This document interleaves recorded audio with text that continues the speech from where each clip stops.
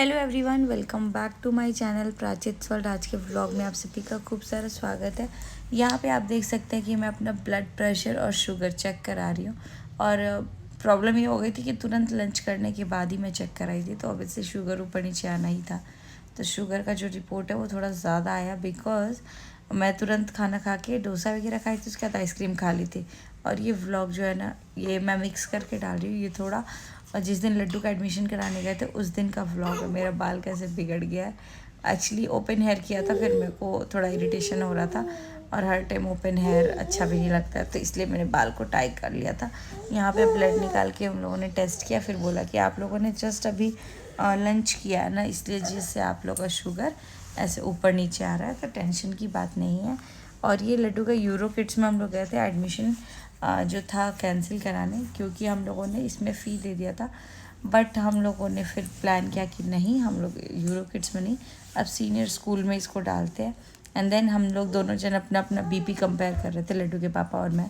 फिर हम लोग चले गए एक जो दीदी थी उनके पास, क्योंकि अभी रिसेंटली उनके साथ कुछ मिसहैपनिंग हुआ था। ये हमें देना है, हमारे घर मेड आती थी बट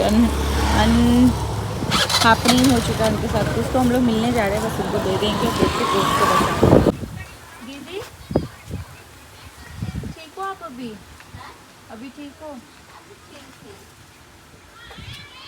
कैसे क्या हो गया है? आप दिखाए क्यों नहीं डॉक्टर को? डॉक्टर को क्यों नहीं दिखा रहे थे?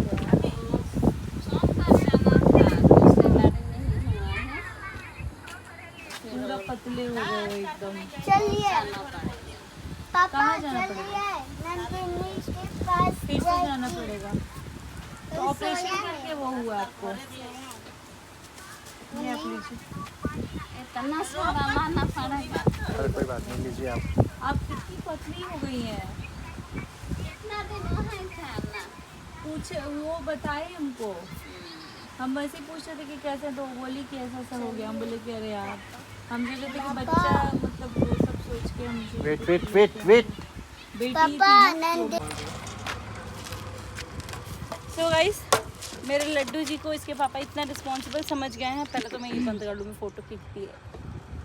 तो यहाँ पे क्या किए हैं, लड्डू को इसके पापा इतने रिस्पॉन्सिबल समझ गए ना कि इसका स्कूटी का की दिए थे कि लो बाबू रखो।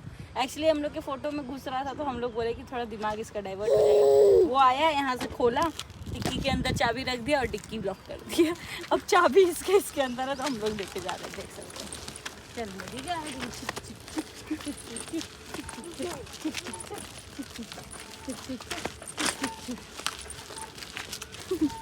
अब मेरी पुटरी यहाँ है, यहाँ है, यहाँ है मेरी छुंदरी मंदरी मंदरी मंदरी मंदरी मंदरी मंदरी।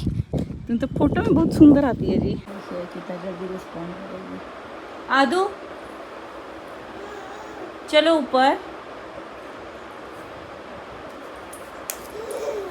ये मेरी मम्मी खरीद के दी थी इसको कपड़ा, आज से 6 महीने पहले। A bad habit, no no no, बाहर दो, दो मम्मा को, दो दो जल्दी, मम्मा को दो। ये मारकर देख सकते हैं। अभी मैं जस्ट लड्डू के स्कूल गए थे हम लोग, तो आपको दिख गया होगा ब्लॉग में। आलू भुजिया खा रही है। लड्डू के स्कूल गए थे, तो उसका अभी सब बैठ के कवर लगाया है, मैंने इधर ही रखी हूँ। कवर लगा के अपना गई थी मैं टेम्पर्ड लगवाने यहाँ पे, बट अंदर ना रिटर्न है मोटू पतलू वाला, और कलर वलर कुछ कुछ तो मिला ही है। ये देखिए खाना लड्डू का, तो उसका बैग कस्टमाइज था, उसमें था, मतलब कि सेम स्कूल का नाम था, ब्रांडिंग था, और स्कूल ही प्रोवाइड करता था यूनिफॉर्म और सब कुछ। लड्डू का अभी ये वाला जो यूनिफॉर्म है वो 2 से 3 दिन के बाद आएगा, क्योंकि मंडे से लड्डू की स्कूल स्टार्ट हो गई, जिन लोगों को इंतज़ार था। और अनुष्का की भी स्कूल अब स्टार्ट हो जाएगी। मंडे से यहाँ पे खुल रही है और 6 जून से खुल रही है। तो अभी आज अनुष्का के भी स्कूल गए थे, बट अनुष्का का स्कूल ओपन नहीं था सैटरडे की वजह से, और वैसे भी आजकल स्कूल ऑपरेशनल नहीं है यहाँ पे समर वेकेशन की वजह से। 6 जून को उसका स्कूल खुलेगा और लड्डू का स्कूल मंडे को खुलेगा। तो अभी हम लोग ऑल सेट हैं लड्डू के स्कूल के लिए, बस कल बैग लेके आएंगे। लेकिन उससे पहले मेरे को बहुत सारी चीज़ें शेयर करनी है कुकिंग से रिलेटेड। आम भी लेके आया आज, बहुत मस्त मस्त। आपने व्लॉग में देखा होगा कि हमारी जो हेल्पर थी उनको कुछ मिसहैपनिंग हो गया था, तो मैं मिलने गई थी। एक्चुअली बहुत पहले वो मतलब कुछ टाइम पहले वो प्रेग्नेंट थी, डिलीवरी उनकी थी, लेकिन वो एक बार भी चेकअप नहीं कराई थी। 10 मंथ हो चुके थे एंड जिस वजह से उनको 2 बेटी थी, तो उनको लगा कि अब मैं मतलब आराम से कर लूँगी। लेकिन इस बार फिर भगवान ने उनको बेटी दिया था और वो बेटी पेट में डेथ कर ली थी, मतलब नहीं बची वो। तो मुझे सुन के इतना बुरा लगा ना, और ऑलमोस्ट 1-1.5 महीने बाद मतलब मैंने पूछा, एक्चुअली मैंने उनको बोला था आपको जब भी ज़रूरत पड़े मेरी तो आप बता देना। तो उन्होंने बोला कि हाँ दीदी मैं बताऊँगी, और थोड़ी हेल्दी थी। तो बीच में मेरी जो मेड आ रही थी झाड़ू पोछा के लिए मैंने रखा है, तो उन्होंने मेरे को बताया कि दीदी, मैंने पूछा कि वो कैसी हैं, क्या हुआ उनको, बच्चा बेबी बॉय गर्ल क्या हुआ। तो इसलिए उनको जब मैं पूछी तो उन्होंने बोला कि दीदी उसकी बच्ची मतलब नहीं रही अब। मुझे इतना मतलब क्या बोलूँ, मैं कभी किसी का डेथ या कुछ सुनती हूँ ना, तो मुझे हिम्मत ही नहीं होता कि आगे वाले से मैं क्या बात करके समझाऊँ, क्योंकि मुझे लगता है मैं उस चीज़ के लिए मतलब नहीं समझा पाती हूँ। मैं अपने आप को रख के इमेजिन करने लगती हूँ, मतलब ऐसे नहीं है कि मतलब अपने आप को रख के, बट मेरे लिए ना बहुत बैक ऑफ माइंड मेरे लिए बहुत कुछ चलने लगता है कि यार कैसे लोग इतना सब कुछ सह रहे हैं, हर एक चीज़। हम लोग तो बहुत छोटी छोटी चीज़ों में पैनिक हो जाते हैं। तो मुझे बहुत ज़्यादा ही बुरा लगा। उसके बाद से लड्डू के पापा को मैंने बोला, लड्डू के पापा ने भी बोला कि यार इन सब चीज़ों में थोड़ा सोच समझ के जाना चाहिए। आज जब मैं गई तो लड्डू के पापा को ना पूरा रोंगटा खड़ा हो गया था, क्योंकि उनका बॉडी इतना काला पड़ गया था, क्योंकि ऑपरेशन करके उनकी बच्ची निकली और उसके बाद से पूरी पतली हो गई, मतलब दवा खाते खाते पानी चढ़ते चढ़ते बहुत ज़्यादा ही मतलब उनको वो हो गया। मैं बोली दीदी आप बहुत पतली हो गई हैं, और इतना मतलब ब्लैक भी हो गया था, हैंड पूरा ब्लैक, नेक पूरा ब्लैक, फेस भी कहीं कहीं पे ब्लैक, कहीं उजला। तो इतना सुई पानी ये सब चढ़ा है कि यार कितना दुख होता है ना। 10 महीने 11 महीने आप रख रहे हो, मतलब सिर्फ मेडिकल चीज़ों की वजह से, लेकिन इतनी बड़ी चीज़ चल जाती है। बिकॉज़ मेरे को पता है कि जिस दिन फर्स्ट डे हम लोग को पता चलता है ना कि हम प्रेग्नेंट हैं, उस दिन से ही अपनी लाइफ में सोचने लगते हैं कि यार हमारे लिए ये बच्चा कितना इंपॉर्टेंट है। मतलब हर एक चीज़ ऐसा करेंगे वैसा करेंगे, हर एक चीज़। और ऐसा कुछ होता है ना, भगवान या तो दे तो बहुत अच्छे से दे, और नहीं दे तो अपना टाइम ले, लेकिन अच्छा ही दे। मतलब ऐसा ना दे कि भाई ज़िंदगी भर का, मतलब देखो कितने भी बच्चे हो जाएंगे, लेकिन 9 महीने जो बीते होते हैं ना हर एक लड़की के साथ, वो उसको ही पता होता है। उस टाइम पे जो उनका साथ देता है वो उनके लिए स्ट्रॉन्गेस्ट हो जाता है, और वो बॉन्ड हमेशा लाइफ करता है। और जो नहीं साथ देता है वो भी कहीं ना कहीं हमेशा खटकता है। तो इस 9 मंथ में मैं तो, अगर कोई जेंट्स वेंट्स देख रहे हैं ना, या फिर कोई भी लेडीज़ देख रही है, अगर आपके आसपास कोई भी प्रेग्नेंट है ना, तो थोड़ी इनह्यूमैनिटी दिखाइए आप लोग, और हमेशा केयर कीजिए, और थोड़ा तो रिलैक्स करने दीजिए यार। प्रेग्नेंट जो भी हैं मेंटली भी बहुत स्ट्रेंथ चाहिए होता है, और फिज़िकली तो चाहिए ही। तो फिज़िकली तो रेस्ट देना ही चाहिए बिल्कुल। बहुत सारे लोगों का ये मिथ है कि काम करोगे तो नॉर्मल हो जाएगा। मेरे को तो ऐसा लगता है कि मैंने अपनी डिलीवरी में हार्डली कुछ काम किया है, बट हाँ मैं वॉक करती थी, कुछ एक्सरसाइज करती थी, वॉक करती थी ज़्यादा। और इस डिलीवरी में तो मैंने काम किया है, बट क्या काम किया है, मतलब वो नॉर्मल घर का झाड़ू पोछा बर्तन ये सब नहीं किया है। कुछ टाइम मैंने किया है, क्योंकि स्टार्टिंग के 5-6 मंथ मैं बैंगलोर में थी, तो वो सब झाड़ू पोछा सब कुछ मैं करती थी। एंड उसके बाद से सारा घर का जो काम होता है वो करती थी, लेकिन ऐसा नहीं है कि रेस्ट नहीं करती थी, मैं प्रॉपर रेस्ट करती हूँ। क्योंकि मेरा ऐसा होता है ना, अगर मैं सोऊंगी नहीं तो मेरा पूरा सर में हेडेक होना स्टार्ट हो जाता है। और प्रेगनेंसी के टाइम पे थोड़ा मैं सोचती भी, मतलब क्योंकि नॉर्मली इनह्यूमन है, सबको लोग बहुत ज़्यादा सोचते हैं।